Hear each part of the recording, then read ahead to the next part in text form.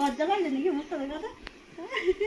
ঠান্ডা হয়ে গেছে, এবার এটাকে একটু হাতে একটু করে মাখিয়ে নেব।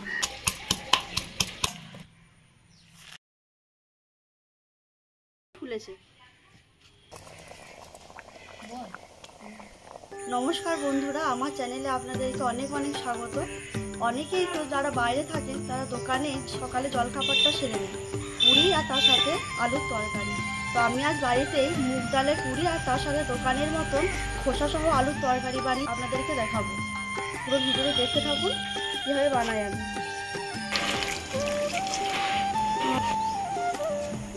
আজকে আলুর খোসা সহ তরকারি করব। তা আলুটাকে প্রথমে ভিজিয়ে রেখে দেবো, তারপরে ভালো করে ধুয়ে নেবো, তাহলে এই ময়লাগুলো, যে কত ময়লা এগুলো সব উঠে যাবে।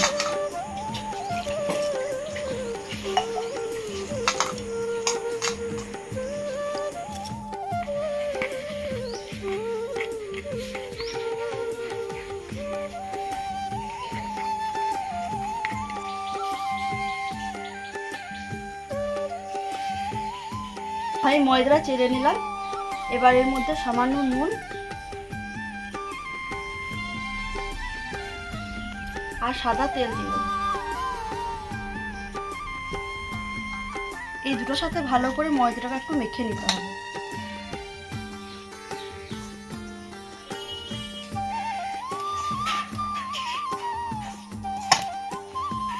ময়মটা যত ভালো করে দেওয়া হবে পুরিটা খেতে ততটা বেশি ভালো লাগবে আর ভালো হবেও।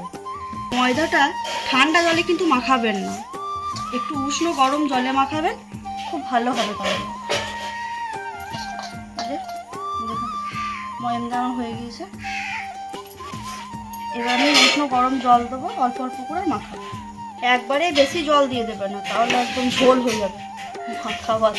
এটা আমি সারা রাত ভিজিয়ে রেখেছিলাম, খুব ভালোভাবে ভিজে গেছে। এটাকে আর একবার ধুয়ে পেস্ট করে নেব, আর এটাকে একটু নরম করে ছানতে হবে।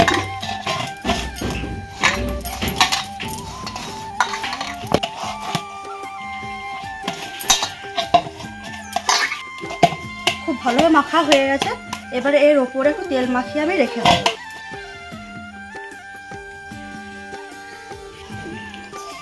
কিছুক্ষণ আমি ঢাকা দিয়ে রেস্টে রেখে দেবো। এগুলোকে খুব ভালো করে ধুয়ে নিয়েছি, একটু ময়লা নিয়ে এগুলোকে এবার কেটে নেবো। এখানে একটা কথা বলে রাখি, এই যে দোকানের মতো আলুর তরকারি স্বাদ পেতে গেলে আদা আর কাঁচা লঙ্কা হামানদিস্তে থেতো করে নিতে হবে। একদম মিহি পেস্ট বানালে কিন্তু সেই রকম স্বাদটা পাবেন না। আমি এখানে পেস্ট করবো না, এই হামানদিস্তে থেতো করে নেবো। এতগুলো লঙ্কা দেখে আমার ভয় খেয়ে যান না, প্রচুর ঝাল হবে। আমাদের লঙ্কাগুলো ঝালই নেই, এবারে কী যে লঙ্কা এনেছে ঝালই নেই।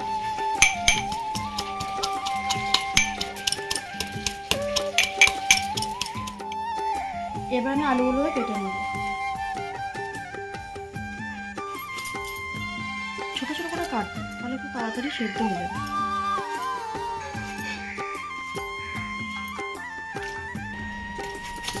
দোকানে দেখবেন এরকম করেই কাটে কিন্তু।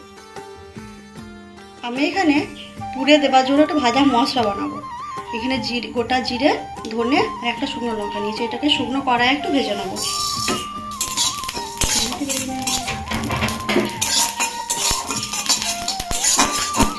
করে ফুটবে যখন, তখন বুঝে যাবেন যে হয়ে গিয়েছে। মুগের পেস্ট, আমার যে সমস্ত জিনিসগুলো লাগবে এখানে আমি সব নিয়ে নিয়েছি। আচ্ছা আদাগুলো এটা দেখানো কিছু নয়, আর এটা ভাজা মশলা। আর তরকারির মধ্যে যে সমস্ত মশলাগুলো লাগবে সেগুলো হলো এই যে ধনে গুঁড়ো, লঙ্কার গুঁড়ো, একটু চাট মশলা নিয়েছি, এখানে একটু সবজি মশলা আছে, জিরে গুঁড়ো, বিট লবণ, হলুদ, আর এখানে 5 ফোড়ন, গোটা জিরে, শুকনো লঙ্কা, নুন, একটু হিং আর কসুরি মেথি। প্রথমে আমি পুরটা করে নেব। খুব ভালোভাবে গরম হয়ে গেছে, দিয়ে দেবো একটু হিং।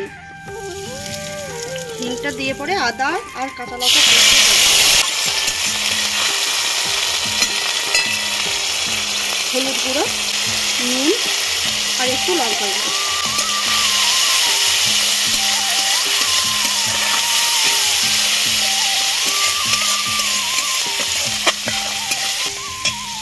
এবার মুগ ডালের পেস্টটাকে দিয়ে দেবো।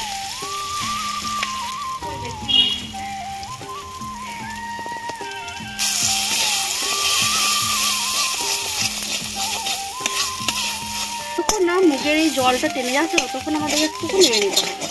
এবার গুঁড়ো করে রাখা ভাজা মশলাটা দিয়ে দেবো।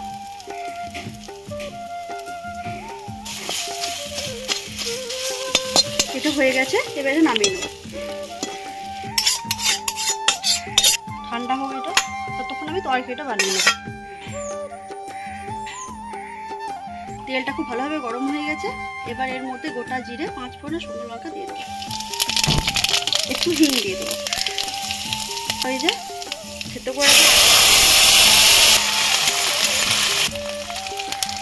আদাটা ভালো করে ভাজা হয়ে গেছে।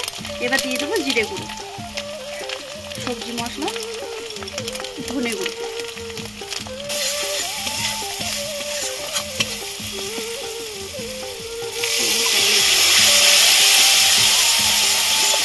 একটু চাট মশলা।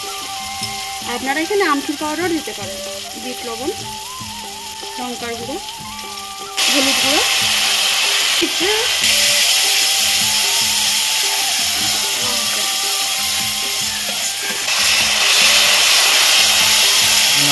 আগে মশলাটা খুব ভালো করে ভেজে নিয়েছি। এবার আলুগুলোকে দিয়ে দেবো।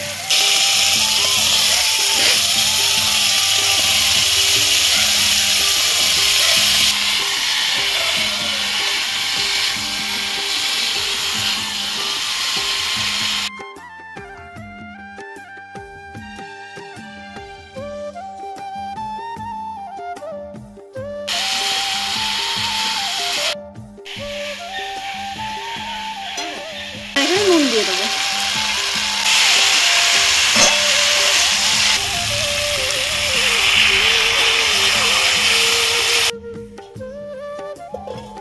এটা হচ্ছে ভাগ্নে, এসেছে ভিডিও করতে প্রচুর ভালোবাসে। ও এসে পরে কাল আমাকে বলেছে যে ভিডিও করবে আমার সাথে। আগেও শর্ট ভিডিও করেছে, 3-4টা করেছে আমার সাথে।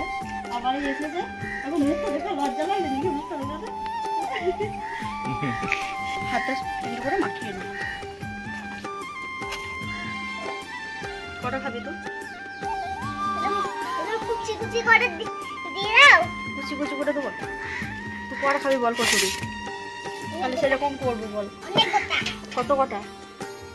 কত খাবি বল? 10টা। 10টা খাবি? প্রায় 1 ঘন্টা মতো রেস্ট পেয়েছে।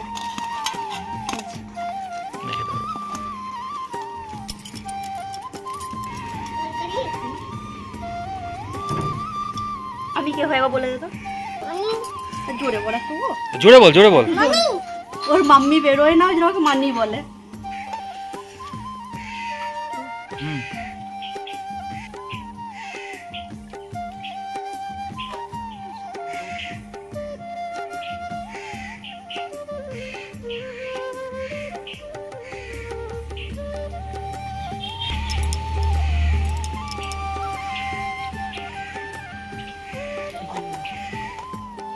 এই যে কসুরি মেথি গুঁড়ো করে আর দেবো একটু ভাজা মশলা। এগুলোতে একবারে তেল মাখিয়ে নেবো, তাহলে বেলার সময় তেল লাগবে না।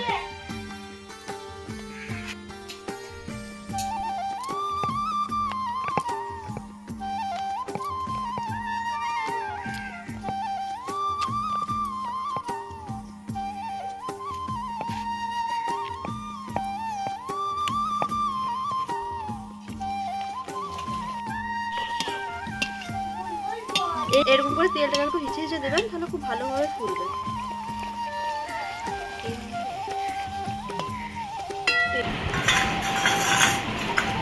আজকের ভিডিও আপনাদের কেমন লাগলো অবশ্যই কমেন্ট করে জানাবেন। ভালো লাগলে চ্যানেলটিকে লাইক, সাবস্ক্রাইব, শেয়ার করতে ভুলবেন না।